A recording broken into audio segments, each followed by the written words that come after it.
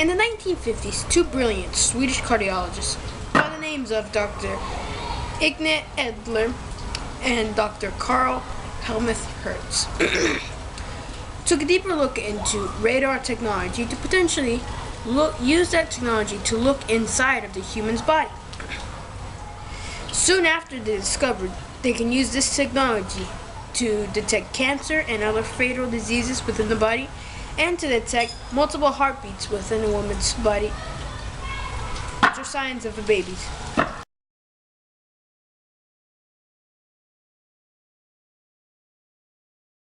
The invention of the ultrasound can be classified as a revolution because it is a huge medical advancement. It changed the way doctors looked at the human body. It also changed the way doctors discovered diseases in the body. Before the ultrasound, doctors had to cut open humans to look at the insides. Now, they can simply use the ultrasound to look inside the body. They can also detect baby's growth within the woman's stomach. After being put in charge of the cardiology department at the Hospital of London, Sweden, and was in the position responsible of preparation and diagnosis of heart diseases, Dr. Edler thought that the results coming from the X-ray were invalid and were lacking valuable information. He once said, since a correct diagnosis is of great importance before an operation, he decided it was time for a new invention to take the place of the X-ray, something a lot more reliable. At the same time, Dr. Carl Helmuth Hertz had just finished school as a student at the Nuclear Physics Department of the University of Lund in Sweden. Because of his shared interest with Dr. Edler, they both teamed up to come up with a new piece of equipment. Because Hertz's father was the director of the Siemens Research Laboratory in Sweden, the two scientists were able to use that space to conduct their research and the creation of the ultrasound. By 1952, they had already come up with the blueprints and had already purchased all materials necessary to build the ultrasound. By 1953, they had created the first prototype of the ultrasound.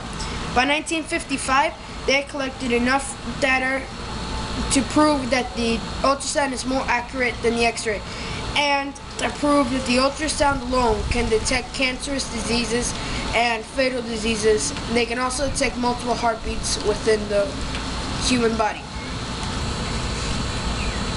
The invention of the ultrasound followed a new pattern, opposed to the one that we had been learning in class. The pattern it followed went like this: the problem, the emergence of an idea, the emergence of a leader, the spark, and consolidation of power.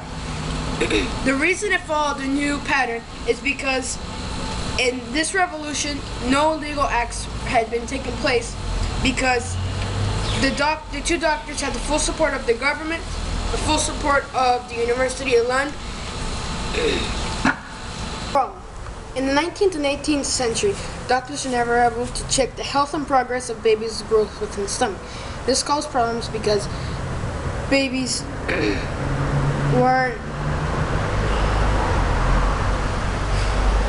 could get tangled within their umbilical cord and shut off blood circulation in the limb, making it not grow or even fall off. Nowadays, doctors can prevent that by checking up on the baby regularly with the ultrasound. If any difficulties are noticed, then they can undergo surgery to have this problem removed. Also, before there was no real clinically safe way to detect fatal diseases within the body, besides cutting the body open, which a lot of doctors did back then. But nowadays you can just check it with the ultrasound. Emergence of an idea. Dr. Ignat Edler and Dr. Carl Helmuth Hertz, two Swedish cardiologists that use ultrasound technology, were wondering if they could take radar technology and use it to look inside the human body. Dr. Helmuth was very skeptical towards this and did not think it was possible to do it. However, together they tested it on other items such as animals, and towards the end even figured out that it was possible to use radar technology to measure heart pulses within the body, and later could be used to look at human brain growth. The leaders of the ultrasound revolution were no others than Dr. Edler and Dr. Helmuth. I would say that they're the leaders because they were the leading scientists that took the risk to look into using radar technology to look inside the human body.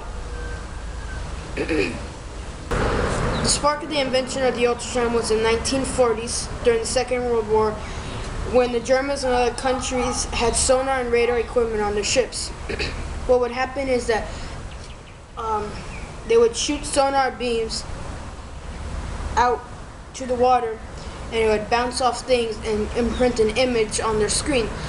This gave hopes to both doctors, showing that the technology was possible and already existed, and made them curious to see if they could use the same principle to look inside the human body. In current day, the ultrasound is used for just about anything, but the main purpose is for doctors. Doctors use it to look inside pregnant women to check on progress and growth of the babies, make sure they're healthy. They can also use it to detect broken bones, fractured bones. They also use it to detect cancer, all sorts of cancers, and other fatal diseases.